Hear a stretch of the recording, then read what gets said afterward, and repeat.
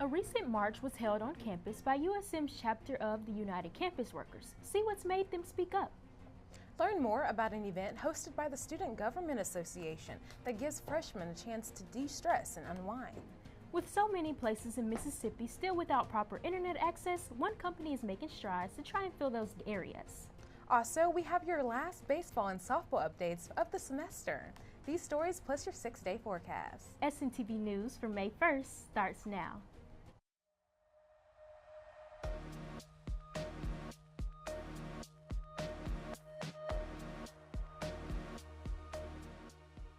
From the Chuck Scarborough Television Studio on the campus of the University of Southern Mississippi, this is SMTV News. News you can use. Hello USM, thank you for joining us for our last episode of the spring semester. I'm Kennedi. And I'm Gabby Cox. On Thursday, April 24th, a workers' union called the United Campus Workers held a march for higher education with their USM chapter. Reporter Kaylin Fox-Thomas shares more information on the union itself and what it does.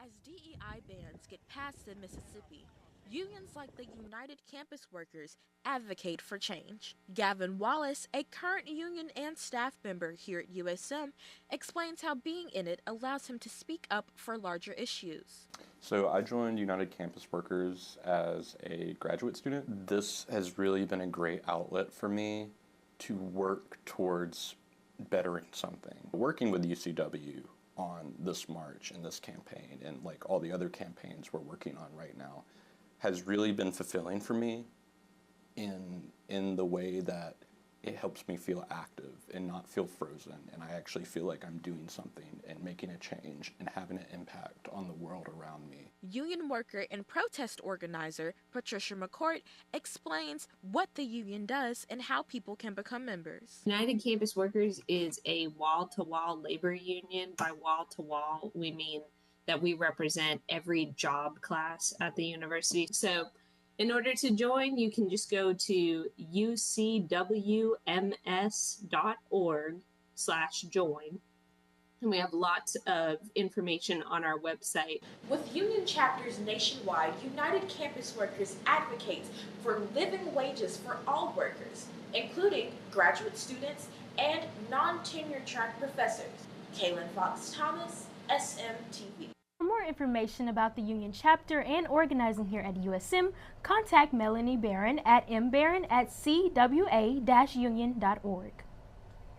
A gym in Hattiesburg hopes to gain more attention, and they say they have a lot to offer USM students in the Hattiesburg community. The gym is called Siege Performance. The building is located beside the DBAT baseball training facility. They specialize in elite training programs tailored to your goals and aspirations, with programs for professional athletes, fitness enthusiasts, or people on a self-improvement journey. The owner and director is Johnny Smith, a professional MMA fighter and strength conditioning coach who graduated from USM.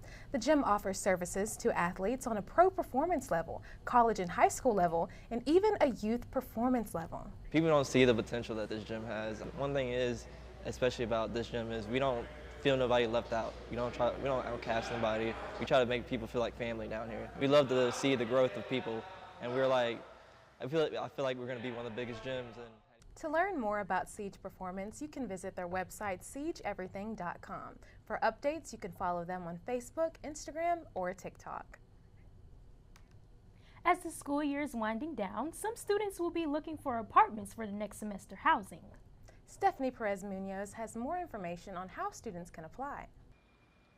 As students start looking for an apartment, it may be a confusing process for them if they do not know how it works. Ashley Dills, a regional property manager, explains how the application process may go for students. Once they fill out that process, then they just go to sign the lease, and then from there they can decide whether or not they want to pay a security deposit, or if they have a parental guarantor or anybody that can be their guarantor that's over the age of 18. Dills highly recommends students to start looking for an apartment as soon as they know that they will not be living in the dorms. Start looking right away. But October is when most places start to lease, and so that's really when you want to start to look, because that's most of the apartment complexes are going right out of the gates with pretty open availability. And so depending on their renewals and who else is looking, then their options are going to be much more vast. Senior Megan Harris, who has lived in the apartment since her sophomore year, explains her favorite part about living in student apartments is the events that are held. I feel like they're doing a lot of stuff that residents need.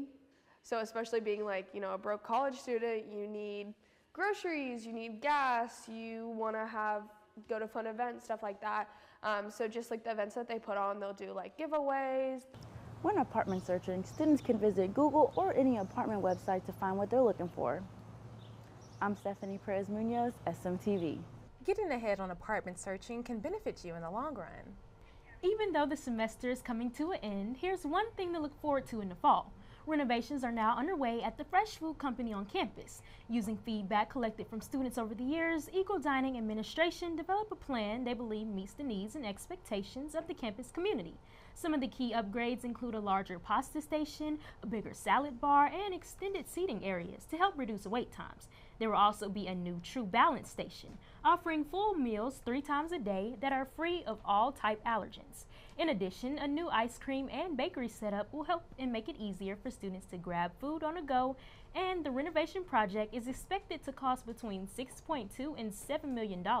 The dining space will remain accessible to students throughout the renovation process, but once completed, the faculty will also create more jobs and opportunities, requiring a 10% increase in staffing to support the expanded services. The project is expected to be completed by the beginning of the fall semester. Up next, Kiara Fox will let you know if you'll be needing an umbrella or sunscreen this weekend. The Freshman Associates put together an event to help close out the semester with relaxing activities. Get ready, Hattiesburg, because Festival South is back. From epic live performances to jaw-dropping art and a southern flair that hits different. Festival South lights up the summer like nowhere else. Locals know, and visitors never forget. So come for the vibe and stay for the magic. Why? Because this isn't just a festival. It's a full Southern experience. Join us May 31st to June 21st. Tickets at festivalsouth.org. I wonder if you know that I want the best for you. But how long will you fight solo? I wonder if you know that we can get help. Not wondering anymore. Love, your mind.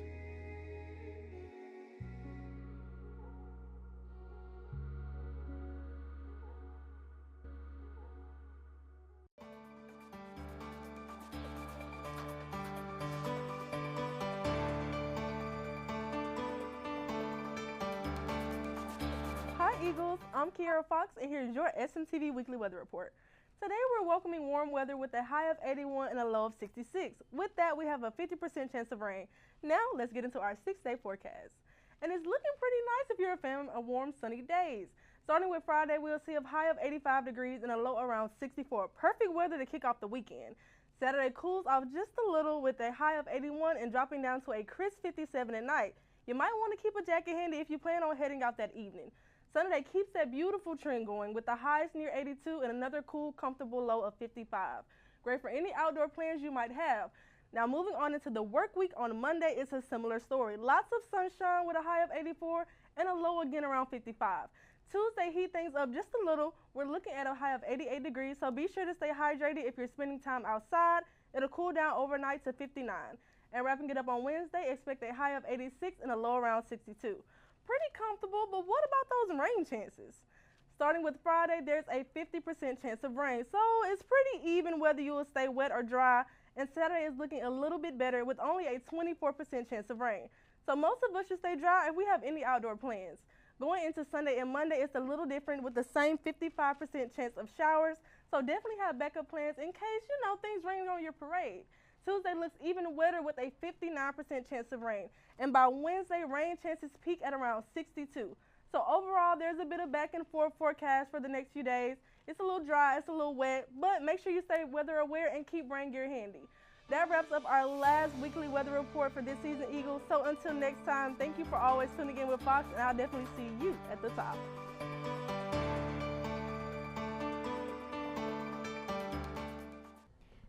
Kiera. Last Saturday, the Freshmen Associates hosted Freshman Fest at Spirit Park. Alvia Walker attended the event and got information on why it's hosted every year. The Freshman Association hosted Freshman Fest at Spirit Park. This event featured painting, bracelet making, and tie-dye shirt making. Micaiah Wilson, a member on Freshman Associates, says freshmen had to come up with event planning. The Freshman Fest has been in talks since the beginning of the year for Freshman Associates, but we really start to plan it out this spring semester. So usually throughout the meetings, they tell us to give a bit of input of what we want the theme to be, or what tables or events we want to do during the actual event itself. So the Freshman Associates had a way to give their own input on what they wanted to see be done at the event that they were going to be hosting themselves. Wilson says that Freshman Fest provides freshmen an opportunity to host their own event. It kind of gives the freshmen a bit of control over an event. Usually events that the freshmen end up seeing on campus, they're run by upperclassmen, so this really gives them a way to have their hands on something at the school. It's just kind of a wrap-up to get all the freshmen involved in something together. Just a fun way to close out the year and just gather around and be with friends and other people on campus. Another event to wrap up the semester is Late Night Meal presented by SMAC. So come out and enjoy. Alvia Walker, SM2. To learn more about upcoming student government events, go to southernmisssga.org and click the calendar. After this, Stephanie Perez Munoz will let you know about a few musical events happening this week on your community calendar. Also, learn how small communities in Mississippi are impacted by a lack of internet access. Hi, I'm Leland Melvin, and I traveled to space twice as a NASA astronaut. Space technologies help protect our precious Earth. Space helps us monitor changes in carbon emissions, track the pace of climate change. It even helps us fight natural disasters. Make sure that you get out to your local science museum or go to spaceforall.us to explore and learn about space and science. Space is for all. Get ready, Hattiesburg, because Festival South is back. From epic live performances to jaw-dropping art and a southern flair that hits different. Festival South lights up the summer like nowhere else. Locals know, and visitors never forget. So come for the vibe and stay for the magic. Why? Because this isn't just a festival. It's a full Southern experience. Join us May 31st to June 21st. Tickets at festivalsouth.org.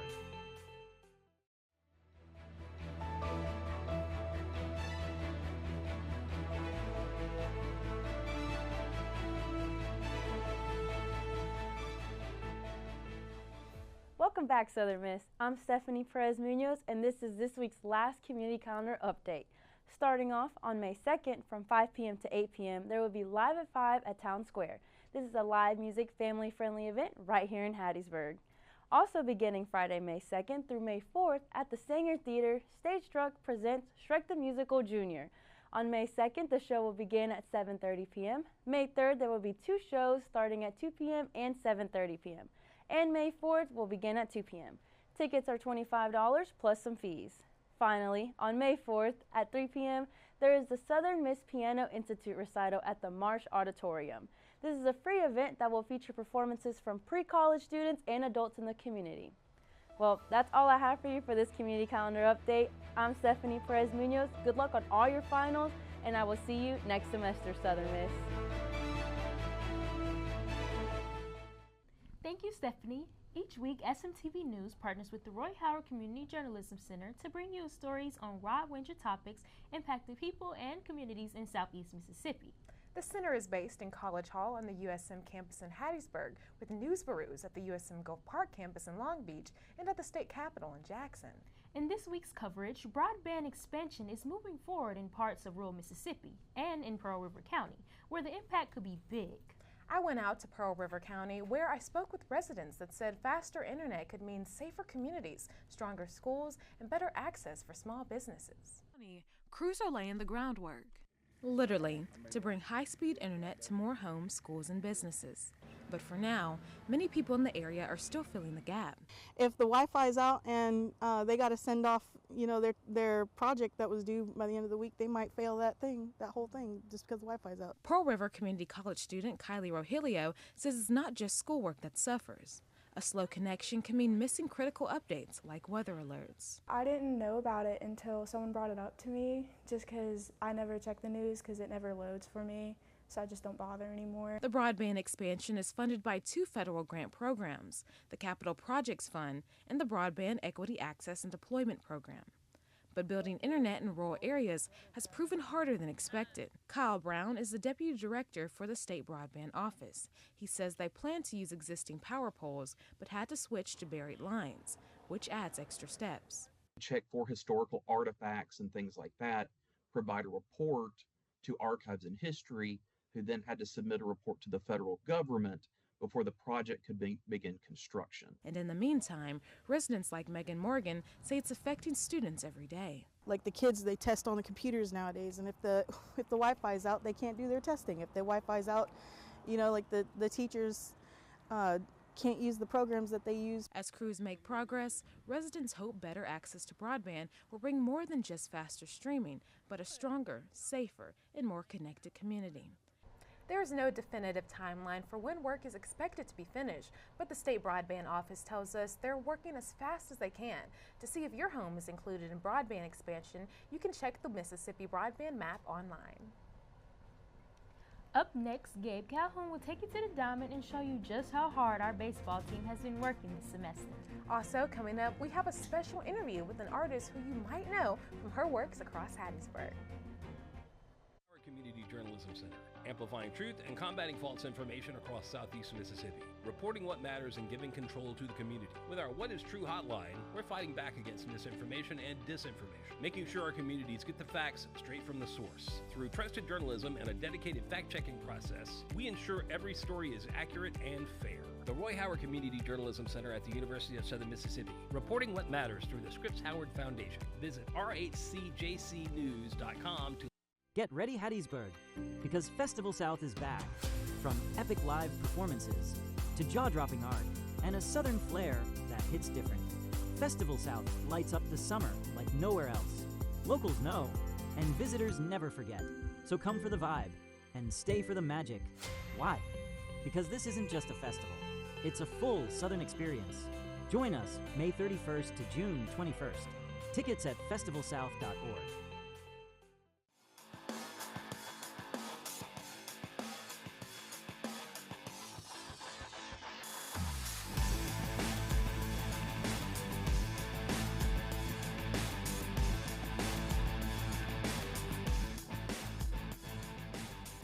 What's going on, Golden Eagles? I'm Gabe Calhoun, your SMTV sports anchor.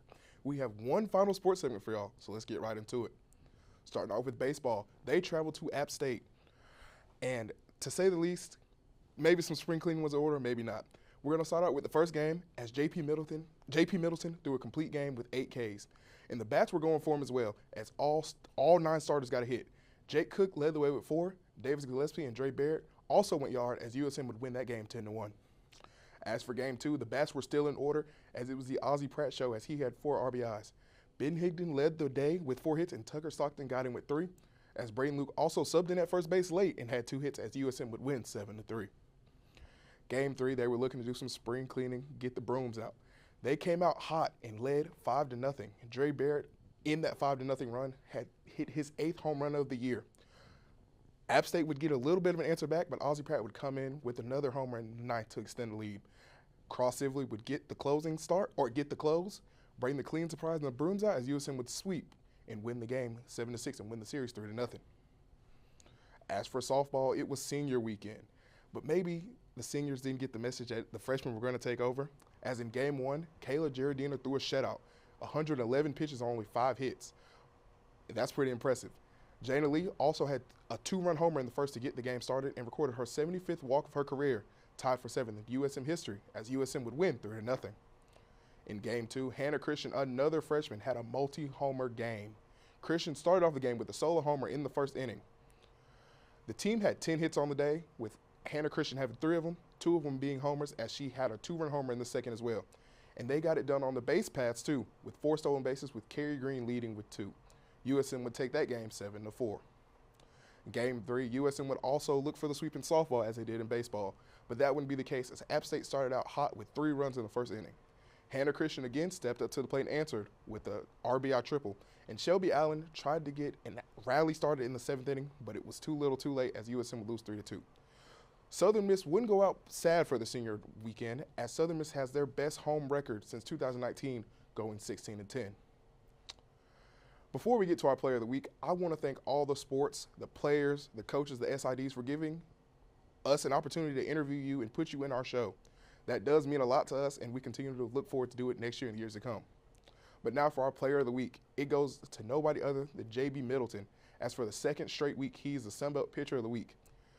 What led to this is he's in his last 6 games, he's won them all.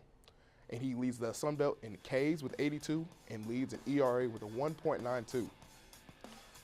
That's been your sports segment, guys. Sorry it's the last one. We'll be back in the fall. As always, I'm Gabe Calhoun, and Southern Miss to the top. Thank you, Gabe. Coming up next, an exclusive interview with a well-known Hattiesburg muralist. We'll be right back with your Eagle interview. Get ready, Hattiesburg, because Festival South is back. From epic live performances to jaw-dropping art and a southern flair that hits different. Festival South lights up the summer like nowhere else. Locals know, and visitors never forget. So come for the vibe and stay for the magic. Why? Because this isn't just a festival. It's a full southern experience. Join us May 31st to June 21st. Tickets at festivalsouth.org. The great thing about a hearing check? No one makes you drink weird stuff, or drills your teeth, or dilates your eyes. It's just soothing me time in a quiet booth. Then bam, you can do the happy dance, because you're all done. Untreated hearing loss puts you at greater risk for depression and anxiety. So what's holding you back? Let's see a hearing professional and get those ears checked. And let's dance. In this week's Eagle interview, we learn more about a renowned muralist who has many of her works across Hattiesburg.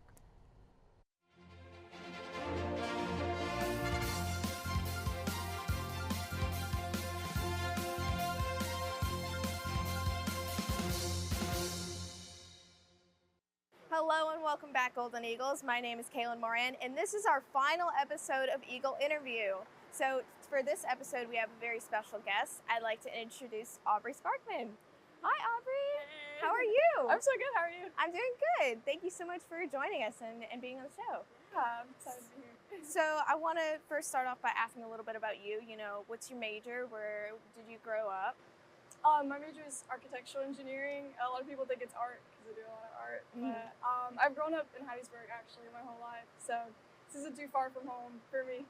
Do you want to go into architectural engineering like when you're older? Is that why? Yes, yeah. I want to create spaces that connect communities and create community, much like my art. That's what I do, just kind of beautify spaces. Yeah.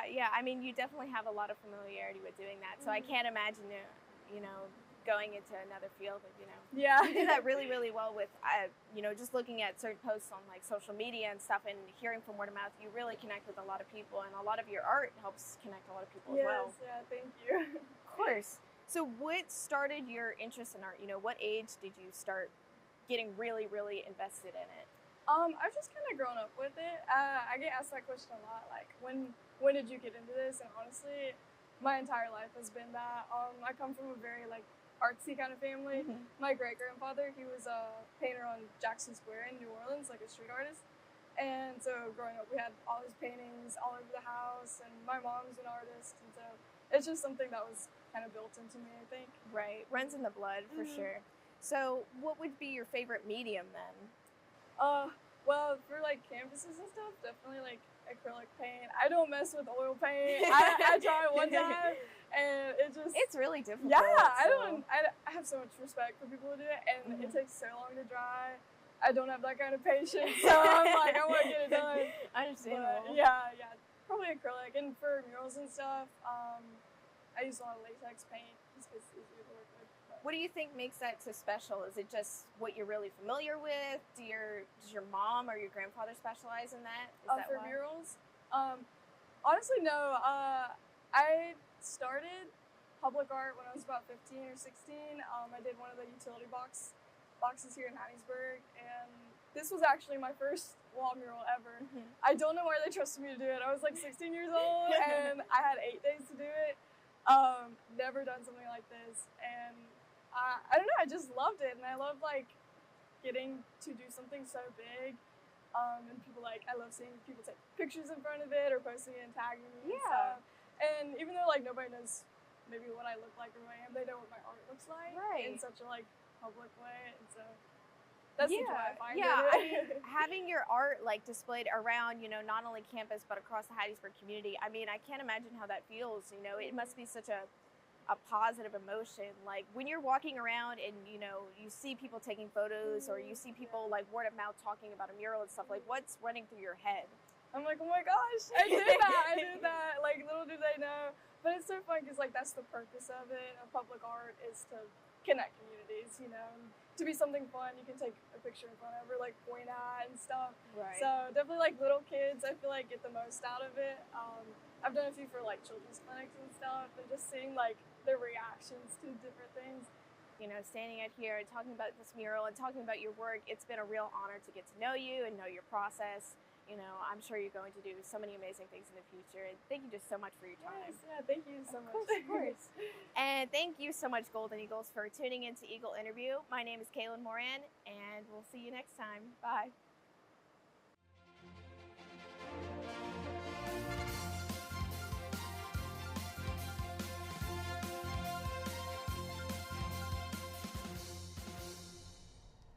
You can watch the full interview on our website, smtmedia.com. As we all know it is the last episode of SMTV for this semester. It's the final hoorah of the spring semester. I honestly can't believe it. It feels like it was just January and now we're already pushing May. I've enjoyed my time here so much, being at the anchor desk and being able to provide you guys with the news that you always can use and always know what's happening in your neck of the woods. And sitting by you, Gabby, has been amazing. It's been top tier to end my junior year with a bang. So what has it been like for you being at the anchor desk for the first time this semester? Starting off, I think I was really nervous coming into this environment. I didn't want to mess up and I was scared to say the wrong words, but over the time, I've gotten so much support from everybody and I've just gotten comfortable with the space and also comfortable with you. So this experience has been amazing. I loved it from the beginning and I love it even more now, and I can't wait to continue on and see what fall semester has in store for us. So exactly, me and Gabby, along with everyone in our production crew and everyone in the studio, is going to be here to let you know what's happening in your communities, so you don't want to miss it out in the fall. And first, before we close off the show, I have to thank everyone for giving so much support to the show. Without your love, without your support, we wouldn't be where we are. So we thank you guys so much. Thank you so much for watching SMTV News. Make sure to follow, like, and subscribe to Southern Miss Student Media. You can also find us on Instagram at sm2.usm. If you would like to submit a news tip, email us at sm2news@usm.edu. And remember to pick up the latest copy of the Student Prince newspaper, available on campus and at locations across Hattiesburg. You can get SMTV News on demand, additional SMTV programs, and WU Radio anytime on our website, sm2media.com. Now, that's it for SMTV this week. Thank you guys so much for joining us for the semester, and we can't wait to see you on our next one. I'm Gabby Cox. And I'm Kennedy Drake. And always remember, Southern Miss to the top.